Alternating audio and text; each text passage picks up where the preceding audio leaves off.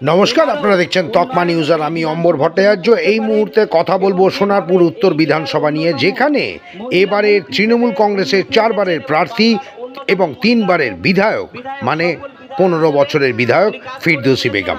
ফিরদৌসী বেগম ইতিমধ্যে সোনারপুর উত্তরকে উন্নয়নের মাধ্যমে সযত্নে সাজিয়ে তুলেছেন। হয়েছে রাস্তা, হয়েছে সৌন্দর্যায়ন, হয়ে বসেছে আলো, হয়েছে ড্রেন, হয়েছে পার্ক ও স্টেডিয়াম। কিন্তু এরপরেও তো কিছু খামতি থেকে যায় নাকি? বাড়ি বাড়ি জল দেওয়ার প্রতিশ্রুতি শেষের পর্যায়ে। তাহলে আর কি বাকি থাকলো?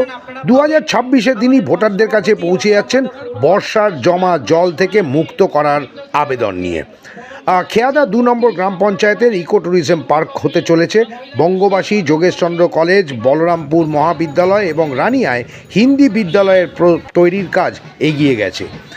এ তো গেল শিক্ষা, কিন্তু স্বাস্থ্য? খেয়াদা 1 নম্বরে উপস্বাস্থ্য কেন্দ্র হতে চলেছে গ্রামীণ হাসপাতাল। সব উপস্বাস্থ্য কেন্দ্র যেমন উন্নত হবে, তেমনি প্রতিটা পৌর ওয়ার্ডে হবে স্বাস্থ্যকেন্দ্র। ফরতাবাদ স্বাস্থ্যকেন্দ্র এবার নতুন মোড়কে হবে স্টেট জেনারেল হসপিটাল। সবথেকে বড় ঘোষণা, গড়িয়ার জ্বলন্ত সমস্যা যানজটের, আর তা থেকে মুক্তি দিতে এবার সেখানে হবে ফ্লাইওভার। সব রাস্তা হবে পেভার ব্লকের। তার উন্নয়নের পরিকল্পনা নিয়ে কি বলছেন শুনুন। কিন্তু তার আগে বিরোধী দলের অর্থাৎ বিজেপির প্রার্থী কি বলছেন? উন্নয়ন শিখেই থাক, এলাকায় দুষ্কৃতি দমন করতে কমিশনকে নাম ধরে তালিকা তৈরি করে দিচ্ছেন। এবার শুনুন ফিরদৌসী বেগম কি বলছেন।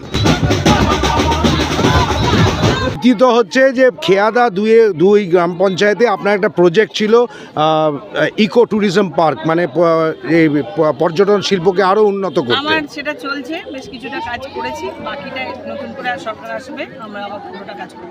তৃতীয় প্রতিশ্রুতি আপনি দিয়েছেন যে এবারের নির্বাচনে যে গড়িয়াতে একটা নতুন করে ফ্লাইওভার তৈরি হবে। হ্যাঁ, সেটা একটা ফ্লাইওভারের চিন্তা ভাবনা চলছে, দেখা যাক, সেটাও চেষ্টা থাকবে। এবারে নির্বাচনে সোনারপুর উত্তরে সব দলের প্রার্থীদের থেকে জনপ্রিয়তার তুঙ্গে রয়েছেন ফিরদৌসী বেগম। এবার শুনুন ফিরদৌসী বেগমকে নিয়ে মানুষ কি বলছেন।